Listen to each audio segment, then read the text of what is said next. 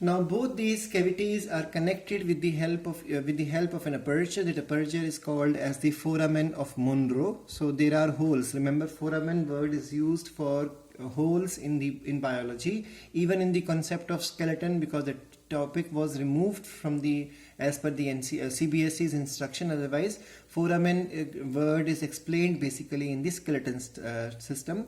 So there is a cavity there are two cavities which are linked with a common aperture called as the foramen of Monro. Now we learned from the NCERT itself that there are these cerebral surface is not smooth. It is with a lot of convulsion. Convulsions means those coiling structures. So those coiling structures are the convulsions, and the surface carries these bulged portion is called as the gyrus or gyri in plural, and there are small grooves as well as deep grooves present on the surface. These small grooves are called as the sulcus or sulci in plural, and fissures are the word used for the deep groove. So there are large number of depressions present like this: raised portion and depressed portion. Raised portions are the gyri, depressed portions are the sulci, and then there are some deep grooves which seems to divide brain into various or cerebral hemisphere into the four lobes. Let's learn about these lobes now. There are lobes present in the cerebral hemispheres.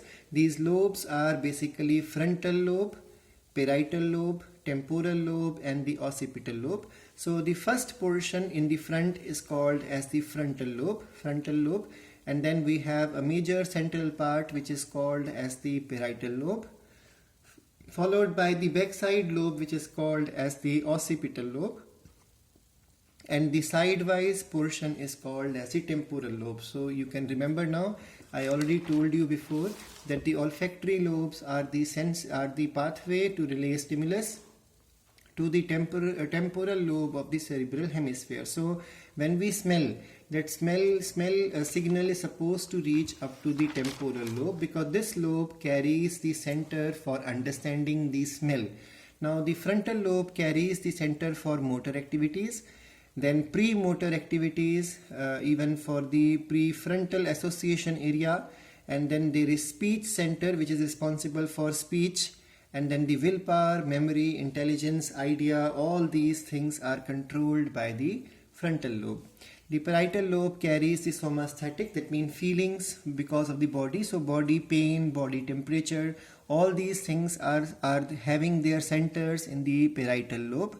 Then the taste, gustatory area is in the parietal lobe. Sensory, speech, to understand the speech, that center is also in the parietal lobe, and association area linked with these is also present in the parietal lobe. Temporal lobe is the lobe linked with the smelling power, so olfactory area, to listen also auditory area, speech area, to understand the speech, that is called as the comprehension of the speech area, and then the memory, emotion area, all these things are present in the temporal lobe. Then we have the next portion, the fourth lobe is the occipital lobe. This lobe is basically linked with the eyes, so the sight, vision. So that's why visiosensory area. Then we have the visio-psychic area. All these areas are present in the occipital lobe. So we are able to understand the color, we are able to understand the shape, we are able to understand the spellings, we are able to understand the language, written things.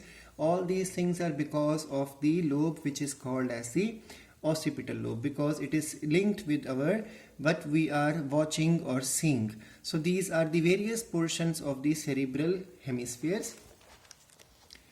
The next thing is that whenever we talk about the two hemispheres, both hemispheres are not equally developed. Generally 95% of individuals will have their left hemisphere, cerebral hemisphere, more developed. That's why it is more dominating, and that's why you must have seen maximum people in population are right-handed one, because I told you a few minutes back that the left side controls the right side and right side controls the left side, because 95% of individuals in human population on average will have their left hemisphere more developed and strongly developed and dominating. That's why they develop the habit of right-handedness. They start working with their right hand first. So 5% of the population generally has the right hand side of the brain more developed. That means they will become lefty, or otherwise equally developed. So that's why some people are able to do effectively works with both of their hands. Now the function of the cerebrum's role, it is the sensory information perception area. It transmits the motor impulse to the skeletal muscles for performing actions. It is the seat of intelligence, the willpower, the memory, as well as learning, emotion. So all these activities are controlled by the cerebrum. Now the next thing is, there are some terms which are linked with this topic. So there are some disorders, like for example, failure to recognize something is called in medical term as agnosia, and then failure to read something is called as alexia. Failure to read or to spell or to write despite able to recognize, the person is not able to read it out or spell it out or write it down. This is called as dyslexia. Failure to write something is called as agraphia. Failure to speak something is called as aphasia.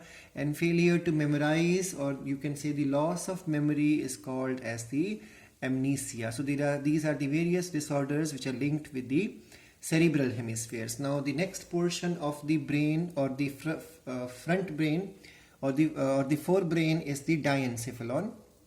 The diencephalon is visible from the inferior side. So again, same thing, you have to turn the brain upside down to see the diencephalon, because it is situated towards the inferior side of the brain, and the third narrow ventricle is present into it. So there are already, we have learned, two ventricles are present in the hemispheres. So the third cavity is present in the diencephalon, which is called as the diocele, and it opens into the fourth ventricle with the help of a passage called as iter.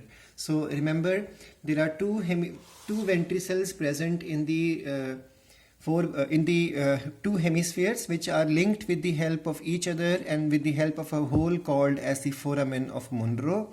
And this foramen of Monro opens both these cavities simultaneously into the next cavity, which is present in the diencephalon, and from here it is linked to the fourth cavity with the help of a pipe or a passage, which is called as the aqueduct, or also called as the iter. So the diencephalon is divisible into the following parts: epithalamus, thalamus, and the hypothalamus.